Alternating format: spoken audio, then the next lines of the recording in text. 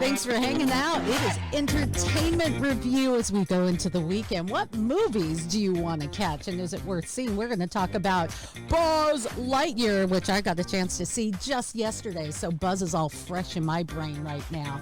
That sounds like a disease. I wonder if they have a vaccine for that. We are going to be talking entertainment news, and we're going to have a message of hope in it all, which isn't always the case in entertainment. And we're doing, it's just the way it is. We're going to be doing it with the one and only Paul Asay from Plugged In Movies and More, actually. Paul, thanks for hanging out with me. Happy to be here. There's a lot going on in the world of entertainment, Paul. And so you and I are going to take on some news. So, as we do, entertainment news. Thank you. Big things happening, and there's some disturbing things happening in entertainment.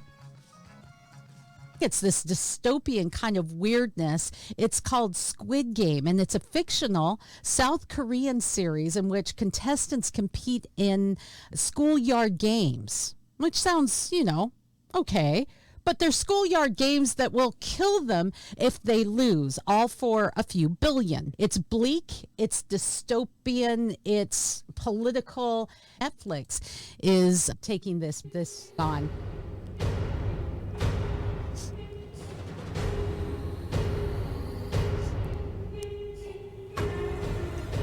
$400 some players, millions of dollars. And the biggest risk, is it worth it? The original Squid Game, that was one of the most interesting parts of it, was just the idea that a lot of these characters that we meet in there, they're given a chance actually to go home. They end up coming back. They end up doing that because they just need the money that badly. It is a statement on I think, just us as human beings. We sometimes prioritize money way more highly than perhaps we should. Yeah, the original Squid Game was quite something. It was one of the bloodiest shows I've seen, actually. What would I do for $1 billion? And is it really worth it? If they were to hold real Squid Games, I'm just saying. So there you go. It's dystopian, but it almost feels in our society that we're on the verge of things like this. Yeah. In other news, The Nation Speaks is an upcoming special series on COVID-19. It's called COVID-19 A Reckoning. And I wanted to play just a moment of The Nation Speaks trailer. We will think of this time as before COVID and after. I didn't understand the coming storm. The turning point is now. What future will we create?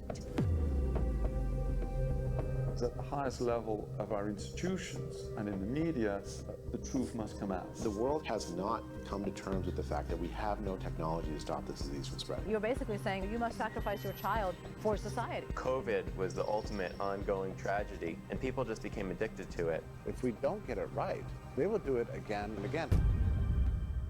So if we look at this turning point, they say we're at a turning point. Our actions will determine the future.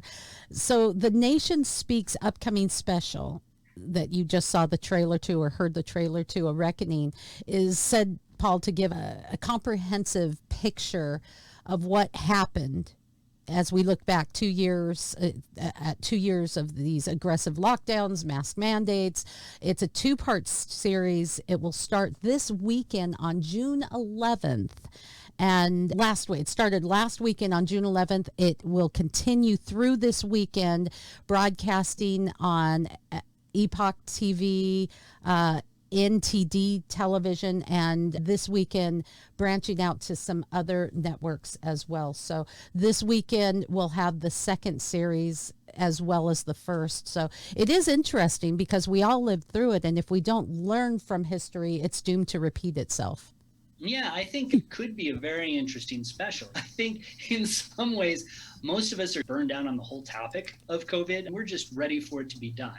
And it's interesting that they talk about before COVID and after COVID, because I think as we're learning into this new period that we're in, I don't know if we're ever going to be actually after COVID. I think that it's going to be with us for a good long while, and we're just going to have to learn how to deal with it. But at the same time, it was a real cultural milestone for how we live, how we interact with each other, how we work, and even how we watch movies. It's been fascinating, actually, to just see how the movie industry has responded to COVID, how things have shifted because of the lockdowns, because of the inability for movies even to be made for a time. There have been a lot of ripple impacts, and I will be curious to see what this special says. Yeah, it's laying out some things that we really do need to think about as we move forward. And as we talk about entertainment, actually, I find it interesting that we use entertainment to distract us. We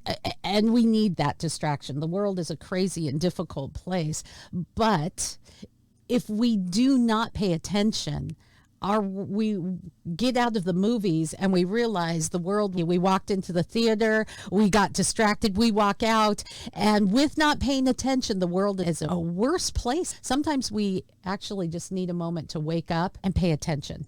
Yeah, and I think that's what entertainment comes down to a lot of us. I think that when we deal with not only the entertainment world that I float on, but a lot of the other elements that we embrace in our free time, they can always be really healthy places to go to help us put the life that we're living in perspective. If you're just grinding at your work, if you're just worrying about what's going to happen, that doesn't leave you in a very healthy place. So sometimes you need that distraction. And yet, sometimes those distractions anesthetize us from what we really need to be dealing with. And that's when it becomes a problem. Now, it's interesting, this movie, COVID-19 A Reckoning, I think it's worth seeing for all of us. But people have been questioning some of the issues that have come out of COVID, some of the side effects that people have lived with, both of COVID and of the vaccine. And they're asking themselves that, and it's a big conversation in the entertainment world where Justin Bieber is concerned. Justin Bieber is asking for prayer, that he has a faith background. And he's been asking for prayer as he's been suffering from a facial paralysis following a Ramsay Hunt syndrome diagnosis. So that's another sign of the times. You can be fascinated by the beauty and the music and the glam and the sparkle of Hollywood and music.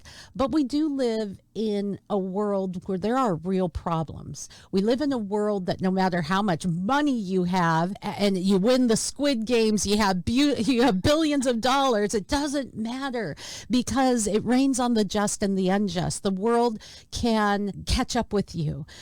You're not going to live forever. Your health may fail you. Just because you have everything in the world, you may not have love or security or happiness or even hope. And that only comes in one place. And I wanted to take a moment to highlight, beyond entertainment, your book. You've dealt with something that the nation is really dealing with, and entertainment, my friend, cannot distract you long enough from the hurt and the pain of depression, which is affecting even younger and younger people. Suicide rates are skyrocketing, and disturbingly, kids as young as 7 years old finding themselves without hope. Paul Asay wrote the book Beauty and the Browns, Walking with Christ in the Darkness of Depression. And we see you as this happy, beautiful, upbeat, insightful person. Sometimes, as you point out in your book, that's the front that you put on to get through as you're dealing inside with darkness and dark thought and depression. Yeah. And I think that a lot of people who deal with depression often they can find coping mechanisms to help them get through the day. I'll be honest with you, Michelle. Today has been a difficult day for me. It has been a difficult day. And I think that as we head into the problems that we're just dealing with in the world, I think that we find sometimes that you have more and more difficult days. you can hide those so often, but there's a point in time where you can't hide any longer. I think that one of the reasons I wrote the book is because so many people do go through their lives really silently suffering. I think that there's a lot of people who, and I don't think you necessarily even have to deal with depression for this to be the case for a lot of people. We all tend to go around, we smile when people ask us how we're doing. We say, fine, great. That's not always the truth. Sometimes we're lying through our teeth when we say that. And I think one of the reasons I wrote the book is to maybe help give people permission to be maybe a little more honest with other people and to be a little more honest even with themselves. Do you know, I think there's a superpower in that. I really do. I think that face that we put on is a detriment to the people around us. See, your honesty helps me to, I may not be suffering from depression, but it helps me to live an honest life as well. When we hide, all of us hide behind that church face. How are you doing? Oh, hallelujah, I'm great. Bless God. Jesus is good. We all hide behind that face, Paul. But when you're walking in honesty, actually, I suffer from depression and today's been a hard day. That's honest. And you give other people that strength to be honest as well, to live honestly and not to live behind the shadows or that facade. This book is an extraordinary book, and I'm going to try to say this without sounding like an awful person, but you read this book and I laughed out loud many times. And in fact, one time I'm reading the book and I laughed out loud and someone said, "What are you reading?" And I said, "Oh, a book on depression." I look like a schmuck. "Oh yeah, this friend of mine wrote this book on depression." And they're like, "What?" But I say that because really there's so much humor interwoven in this book. It is such a light and beautiful and uplifting book on depression. It's just a beautiful book, and I highly recommend it for folks because entertainment alone isn't going to distract you from the reality of the world. But Beauty and the Browns, reading this book, dealing with finding a path through it, can not only help you to overcome depression, but as I said, use it as a superpower to help the rest of the world. Yeah, thank you so much for those kind words. And I think I do want to add something. When the book is written, I guess for people like me, people who have maybe struggled with depression mightily in their day, but they can still manage on a day-to-day level. They have come through a very difficult spot in their life, but they're doing okay now, and they're trying to think about how to get through it. Sometimes when you're in the teeth of depression, and I know that you probably have some listeners out there who are there, who are really suffering severe, horrible depression where it's impossible to smile, where it's impossible to even reach out. One of the things about depression is it makes you curl up into a ball. It's almost like one of those little roly-poly pill bugs or something like that, where you shrink deeper and deeper inside yourself, and it makes it so much harder to reach out and to get the help that you need. I would just encourage people to, if they're in that spot, to reach out to friends, reach out to family, reach out to professional help. You're very kind with your words about my book, but for some people, hopefully it'll be a service, but there is much more that can be done. Yeah. And the thing that I'd love to just remind people is that when you're talking about depression, it is really horrible, but it is treatable. If you go through some process, through medication, through counseling, through help, through all the things that you can do to bring yourself out of it, it can be very treatable. And it definitely needs to be treated, because if it's left untreated, it can literally kill. Yeah. Thank you, Paul. And thank you for the book and for sharing that. Sometimes it is something that people in the world of faith have found shameful. It's like, I don't love Jesus if I have depression. So I appreciate your bravery in taking that on and your honesty. One other news story I wanted to get to that actually leads into our movie reviews is this one where we have a prosecution that's prosecutors rather that are asking for more than 25 years in federal prison for R. Kelly on New York racketeering and a conviction in New York, racketeering. He's one of the biggest stars in Chicago that Chicago's ever had, and he was convicted by a federal jury in Brooklyn in September on racketeering, conspiracy, and 8 other counts alleging that this singer used his organization to lure and trap girls, boys, and young women for his sexually predatory desires. It's a horrible story, but it's not unlike many stories that we've tackled on this program in entertainment. In entertainment news, behind, again, the glitz and glamour, there can be a dark world. And I don't mean to use that to transition into Buzz Lightyear, but having seen Buzz Lightyear yesterday, gosh, I loved that movie. It was so much fun. But there are some issues in it that it's indicative of our age, of how we are putting issues on children that really don't need to be there. So we're going to talk about that, but let's just get to Buzz and set the stage. We'll watch the trailer and you can tell me what you think. Let's look at Buzz Lightyear Beyond Infinity. Star Command, come in. Do you read me? There's something so aspirational about Buzz. We get to grapple with this question. Who is Buzz Lightyear? I'm Buzz Lightyear, Space Ranger. Buzz is the most upright citizen. He's the strongest, he's the fastest, he's the estest. He's the Estes. His job is to push Woody's buttons. And so we look at who is Buzz Lightyear. I just wanted to set that stage. We'll look at the actual trailer in just a moment. But that's what they were asking that question. Who is Buzz Lightyear? Where does he come from? And that's where the creators have made this film, Buzz Lightyear. And I had a blast in it. What did you think? Actually, your cohort and mine, Adam Holtz, reviewed it for us.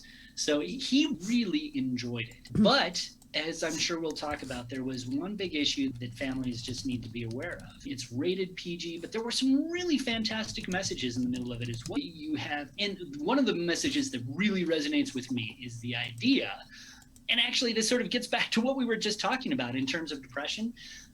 Buzz has to learn that he can't do things all on his own. He needs help. He needs to rely on other people around him to pull himself out of a pickle that is really of his own making. He goes to this planet where there's a whole bunch of really angry plants. Let's just say angry plants. He gets stuck there. He needs to find a way to get himself out because he really was the cause of why they're stuck there in the first place. And so it becomes a journey of self-discovery. One of the things I love about that is that it moves away from the John Wayne type of hero that we love in America, which is it, and that's really valuable too. The brave guy, rugged individualist. Exactly. But in real life, oftentimes we need the help of other people. We need to rely on the people around us to get us through some very difficult situations. And this is Buzz's learning how to do that, which I really appreciated.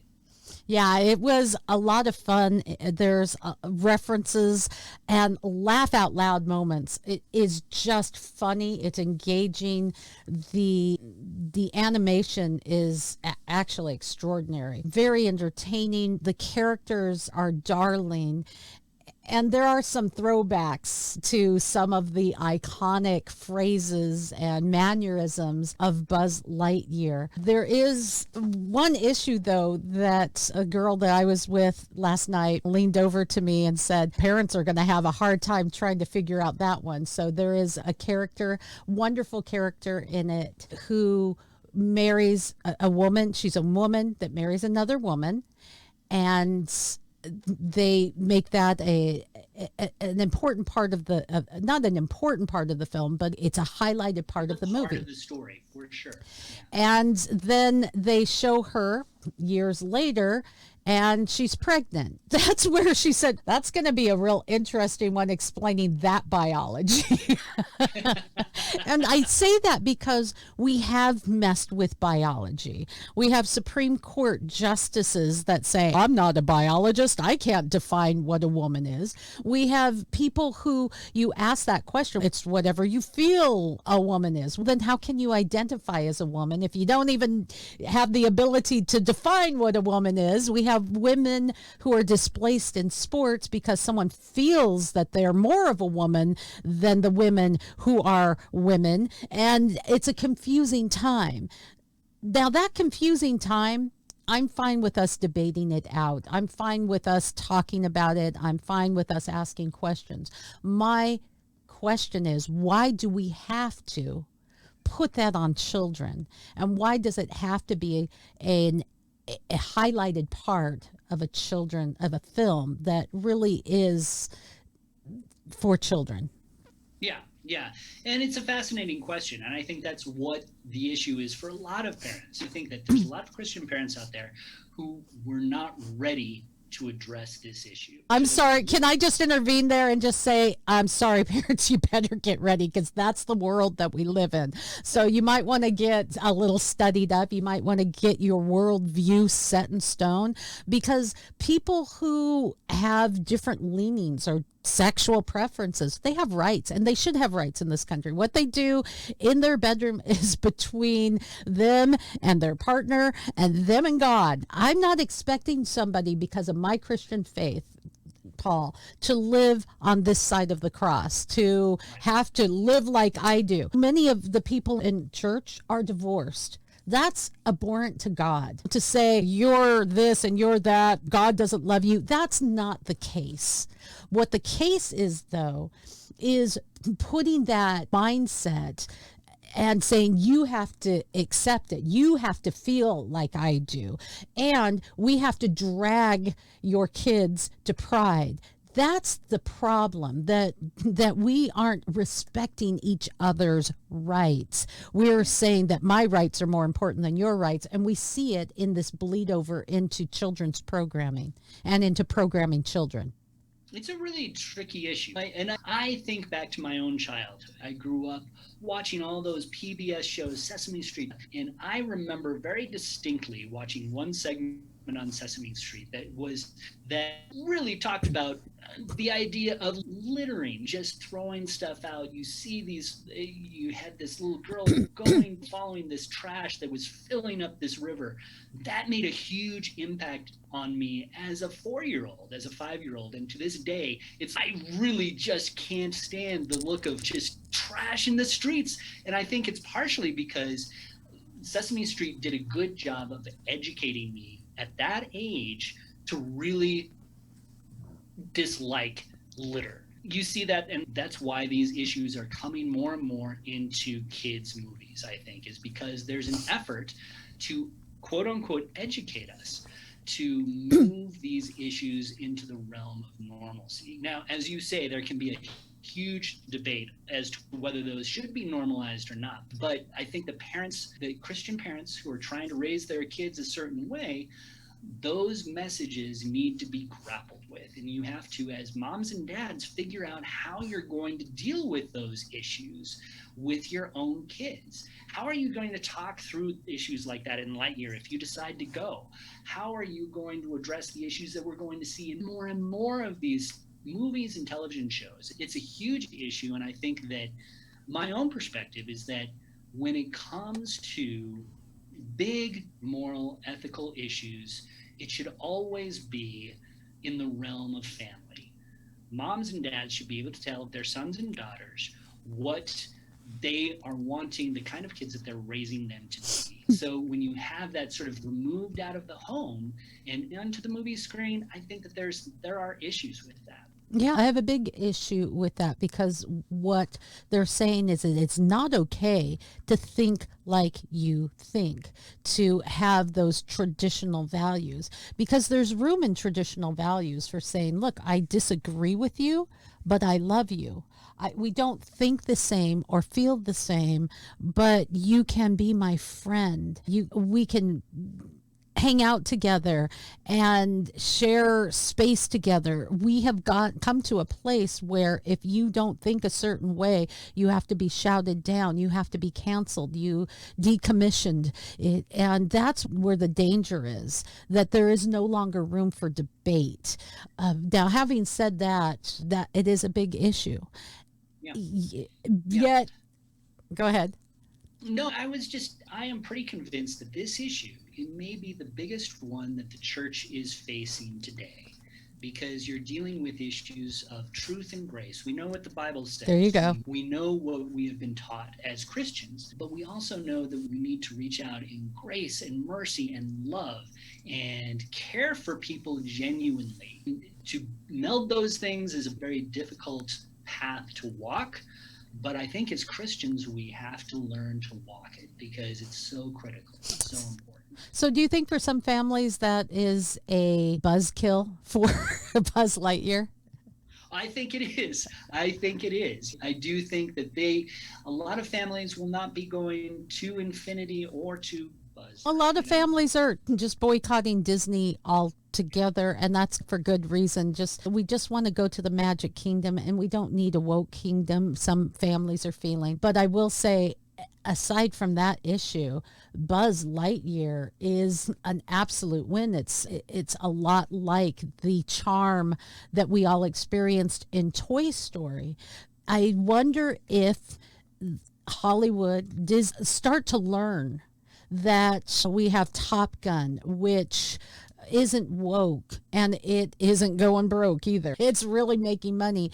We have Jurassic World Domination, which has some silliness, as we talked about at the end. The lion will lay down by the lamb. Yeah, that's not going to happen. But we're not being preached to in this movie, and people like it. Buzz Light, keeping it light. People like that part. We just don't want to pay to go to movies or go to soccer games or basketball games and then have to be preached a woke sermon of this new world order when we do. Sometimes, as we talked about, we just want entertainment to be entertainment and a little bit distracting. Let's go ahead and look at the actual trailer of Buzz Lightyear. A year of work for a 4-minute flight. Isn't that something? We're all ready if you are, sir. Let's go find out if this... We got a breach in the perimeter. Thank you. Buzz Lightyear mission log. After a full year of being marooned on this planet, our first test flight is a go. Let's get everyone home. Good luck, Captain. We're all counting on you! Roger that.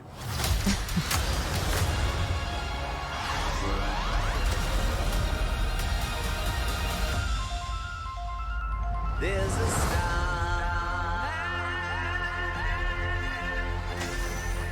waiting in the sky. Hello, Buzz. I am Socks, your personal companion robot.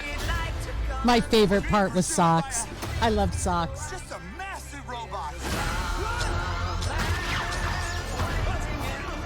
And there you go. That was utterly terrifying, and I regret having joined you. Let's hope people don't regret having joined Buzz. You get the origin. You find out who Zurg is. Whoa, that was a big surprise. And other than Disney committed to their religion of wokeness having to make its way in, I loved Buzz Lightyear. Paul, in our final seconds together, is there anything else that's out there that's worth a see? So if you are not wanting to see Buzz Lightyear and go take the family to Lightyear, you might want to check out Netflix. Chicken Hair and the Hamster of Darkness. This was a little bit of a surprise for us. We just happened to watch it. It was released last week, actually. What's it called? About this, it's Chicken Hair and the Hamster of Darkness. The guy is very aptly named because the star is part chicken, part rabbit. Now, the chicken part is on the bottom. He feels like that chicken part is holding him back from what he really wants to do, which is to become an adventurer like his father. So he hides that part of him and it doesn't turn out well. We'll just say it just doesn't. So he has to go on and it's this voyage of discovery where he learns how to deal with that chicken part of him and become a real hero, a real adventurer like he's always wanted to be. But it's a struggle. It is a struggle to do. We were really surprised by this movie. It was fun. It was funny. It had some really nice messages that I thought that were really cool, but it does have some bathroom humor and a little bit of violence that you're going to have to be aware of, but it was a little bit of a surprise for us. We really enjoyed it. Chicken Hair and his hamster buddy. Okay, I get it. I think I get it. I don't know. You saw a moment of the trailer. It looks cute, and I had not heard of it. Who puts this out? You know what? It's on Netflix. So watch for it on Netflix. It's actually been #1 in the kids section for a good long while. Okay. And just, Michelle, just to let you know, there's actually a couple of good movies for adults, PG-13 movies for adults. Phantom of the Opera, if they see that around, it has some pretty nice messages. You have to deal with language, of course, but it's a sweet movie all the same. Okay. And then if you have Paramount Plus, Jerry and Marge Go Large, starring Bryan Cranston and Annette Bening. It's about these two older people who find a flaw in a state lottery, and they use the money that they win because of that flaw to better their community and come closer together. Now that sounds Both like of these fun. movies have some issues, but for adults, they might be like nice date night. All right. Going forward, tonight I'm going to be seeing Elvis, and so we'll be talking about that next week. There's a movie, Brian and Charlie, which is about a lonely guy that creates a robot with a washing machine body, and other things that we can be looking at in the future. Always news, but always the God story.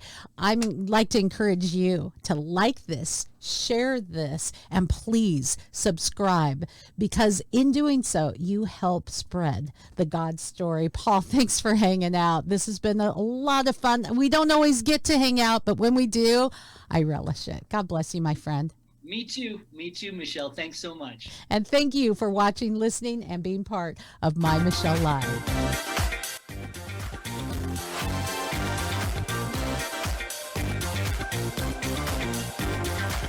More entertainment at MyMichelleLive.com.